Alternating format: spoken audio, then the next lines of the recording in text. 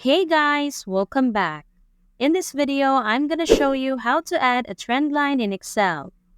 This tutorial will not only guide you in adding a trend line, but also walk you through formatting it or even removing it if it's no longer necessary. Let's get started. To incorporate a trend line into your bar chart, click on the graph. Look for the green plus icon on the right side and click it to reveal a list of options.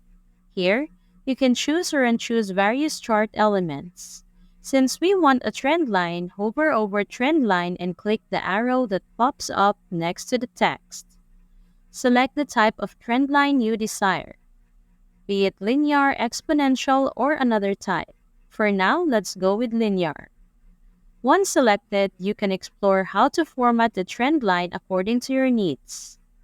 To format, right-click on the line and choose Format Trend Line.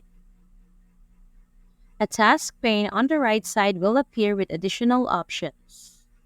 Within the Trend Line Options section, you can alter the type of the trend line. Need to change the color? Head to Fill and Line, where you can set the color, transparency, width, and other parameters. Let's close the task pane and move on to the final point of this tutorial, removing the trend line. Simply click on the chart, then the green plus icon. The familiar option will appear. Select trend line, and there you have it. The trend line has been successfully removed from the chart. Thanks for watching. And if you found this video useful, don't forget to give it a thumbs up and hit that subscribe button for more content like this.